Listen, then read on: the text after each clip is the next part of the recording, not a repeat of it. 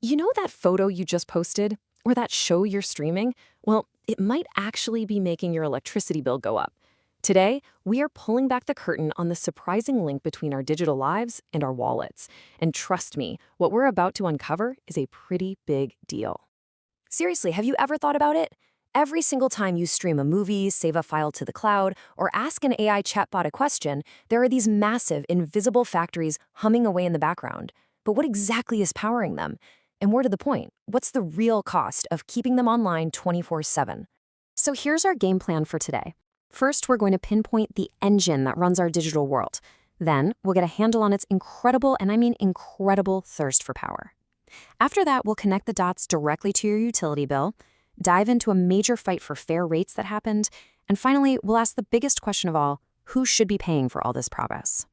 Okay, first things first, let's get to know these invisible powerhouses that basically make our entire modern world possible. So, what in the world is a data center?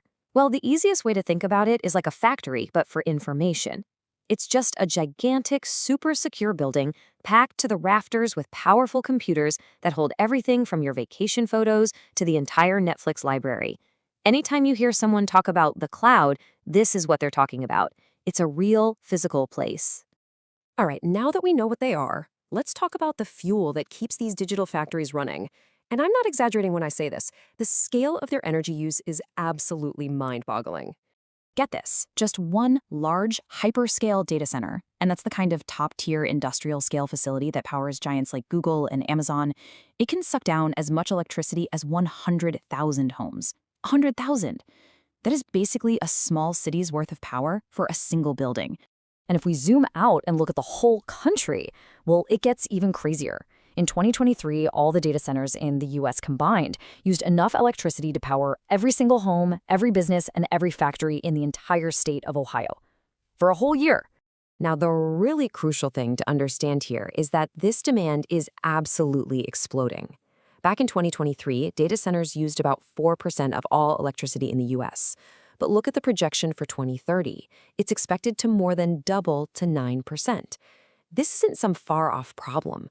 This surge is happening right now, and it's being driven by our growing hunger for AI and cloud computing.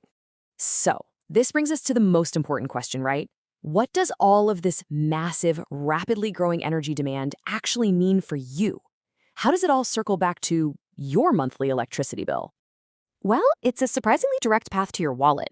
You see, these giant data centers plug into the same electric grid we all share, and that grid was never designed for such an intense, concentrated demand. So this forces utility companies to make really expensive upgrades. We're talking new power lines, new substations, and here is the kicker. Traditionally, the cost for those upgrades is socialized. That's just a fancy way of saying it gets spread across every single customer on the grid. So, the bottom line, higher prices for everyone. And how much higher are we talking? Well, one study estimated that just the cost of transmission upgrades, which are driven in part by this demand, cost U.S. consumers about $4 billion in 2024 alone. That's basically a massive hidden tax we're all paying for our digital habits. And believe me, this isn't just a theoretical number. You can see the real-world impact in places like Ohio, which has become a hotspot for data center growth. Consumers there saw their electricity prices jump by as much as 35%. And a big part of that was because the system was just straining to keep up with all this new demand. As you can imagine, this very issue sparked a huge battle in Ohio. Consumer advocates decided it was time to challenge the old way of doing things and fight for fairer rates. The Office of the Ohio Consumers Council, or the OCC for short, they saw exactly what was happening. They realized that everyday people were being asked to foot the bill for the massive infrastructure needed by some of the wealthiest companies on the planet, and they decided, nope, not on our watch.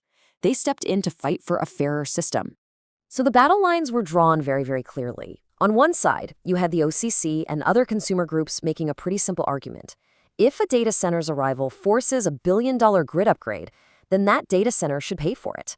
But on the other side, you had the big tech companies. We're talking Amazon, Google, Meta, and they argued to keep the old system, which, effectively lowers their own costs by pushing that financial burden onto everyone else's bills.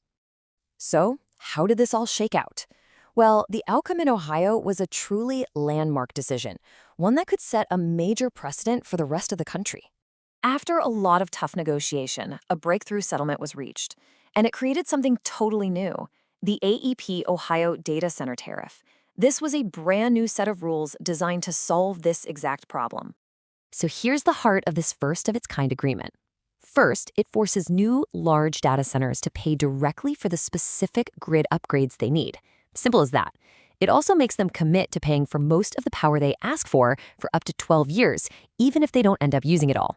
And that's huge, because it protects the rest of us from being left holding the bag if a data center's plans suddenly change. And this quote from the OCC really just sums it all up perfectly. They said, "Our goal is to reduce financial risk for residential consumers and ensure that data centers are responsible for the energy they use." Their goal wasn't to stop progress. It was to make sure that the companies benefiting most from the infrastructure were the ones actually paying for it. It was about fairness. And that really leaves us with a critical question for the future. The Ohio case gives us one possible answer, but as our appetite for data and for streaming and for AI just keeps exploding, this exact same fight is going to play out in communities everywhere. And it forces all of us to ask, as we build this incredible digital world, who should be responsible for its hidden costs? And how much of that cost should really be showing up on your monthly bill?